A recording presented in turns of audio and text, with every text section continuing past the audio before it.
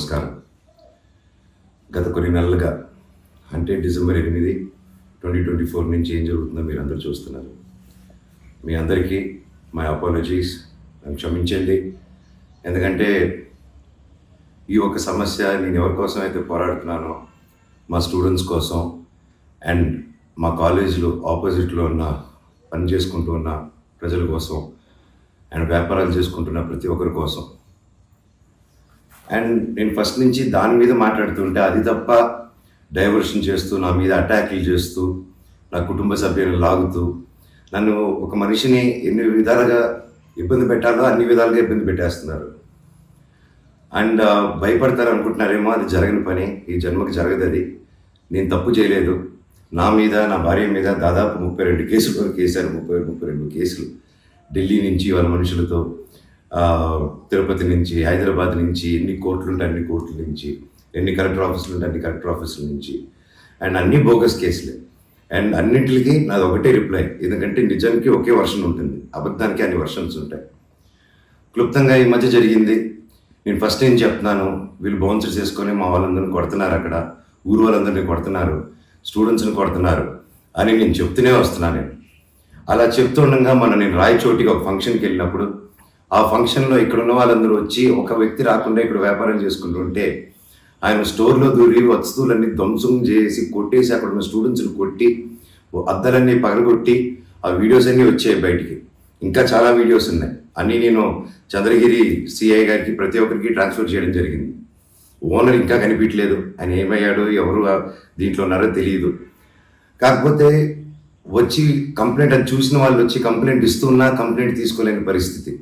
Complaint రాసిస్తే complaint బాగాలేదు, ఇది బాగాలేదు, సో ఇంకోటి రాసుకోరండి. ఒక 3 రోజుల తర్వాత కాదండి చెప్తున్నంత కంప్లైంట్ అంటే ఇంక 3 రోజులు అయిపోయింది కదా, ఇంకెందుకు అంటే ఇన్ని రోజులు మీరు కొట్లాడుతున్నారని చెప్తూ పోరాటం జరిగే మధ్యలోనే ఇలా వచ్చి అటాక్ చేసుకుని ఎవరేం చేయలేరు ఇక్కడ అని ఒక మాబ్క్రసీ జరుగుతుంది.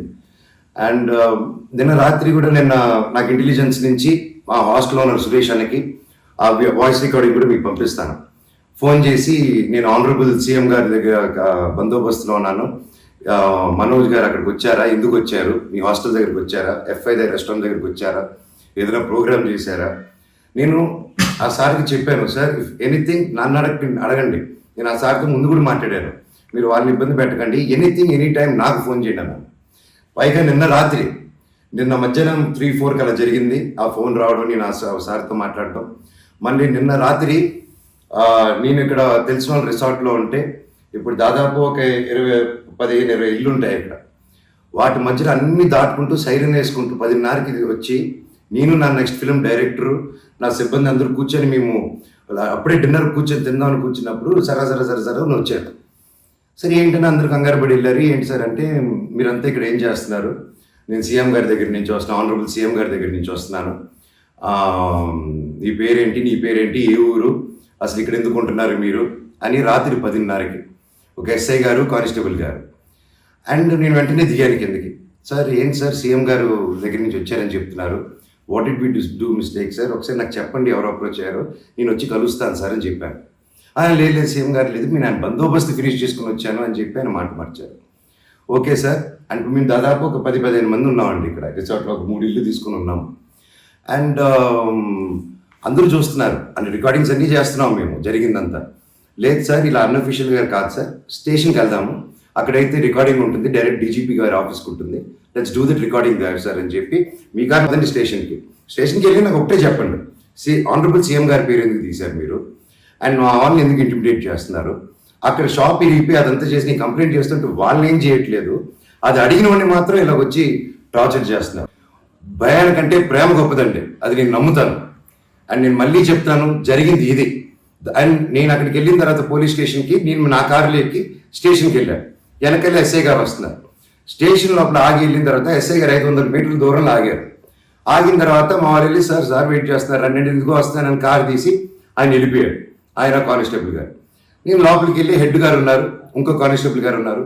అయ్యా కెమెరా ముందు మాట్లాడదామని చెప్పి, అయ్యా ఇలా వచ్చి నన్ను డిస్టర్బ్ చేశారు, ఎందుకు చేశారంటే ఎస్ఐకి ఫోన్ చేసి నేను తీయట్లేదు సార్ అంటే స్పీకర్ పెట్టండి అన్నాను, అన్నీ రికార్డ్ చేశారు. అండ్ అఫీషియల్ ఆ కెమెరా ముందే మాట్లాడుకున్నాం. దయచేసి పోలీస్ స్టేషన్లో జరిగిన రికార్డింగ్స్ కుదిరితే చూడండి, మీరు తెప్పించుకొని ఏం జరిగిందో. ఇదండి జరిగింది. అండ్ ఎస్ఐ గారు రాలేదు, ఎవరు రాలేదని నేను ఇక్కడే వెయిట్ చేస్తున్నాను. ఈలోగా సిఐ గారు ఫోన్ చేస్తే నాకు మెసేజ్ పెట్టండి సార్, మా వాళ్ళకి నేను ఇక్కడ నన్నే ఇంత ఇంటిమిడేట్ చేసి నన్నే ఇలా తొక్కాలని చూస్తూ ఉంటే ఇంకా మిగతా వాళ్ళందరినీ ఏం చేస్తారు సార్ మీరు, నేను ఊరి దాటాక వాళ్ళని ఏం చేస్తారు సార్, వాళ్ళకి ఏం ప్రొటెక్షన్ ఉంది అని చెప్పి అనడం జరిగింది. సో ఇది జరిగింది, ఎందుకంటే ఒక్కొక్కరు ఒక్కొక్క న్యూస్ క్యారీ చేస్తున్నారు. But this is the facts happen. నా దగ్గర ప్రతిదీ ఫ్యాక్ట్ ఉంది. నన్ను తప్పు అయితే నా షర్ట్ పట్టుకున్నాను ఎవరే మనోజ్ నువ్వు తప్పు రా అని అడగండి మీరు, I'm ready for that. But దీంట్లో ఈ జరిగిన దీంట్లో ఏది నాది ఒక తప్పు లేదు. అండ్ ఈరోజు కూడా I'm going to meet SP గారు ఈరోజు 5 గంటలకి. ఆయన కలిసి ప్రతి ఒక్క ప్రూఫ్ ప్రతిదీ నా దగ్గర ఉండేది వెళ్ళి తీసుకెళ్ళి చూపించి సార్కి సబ్మిట్ చేయాలనుకుంటున్నాను. థ్యాంక్ యూ సో మచ్ అండి. జై హింద్.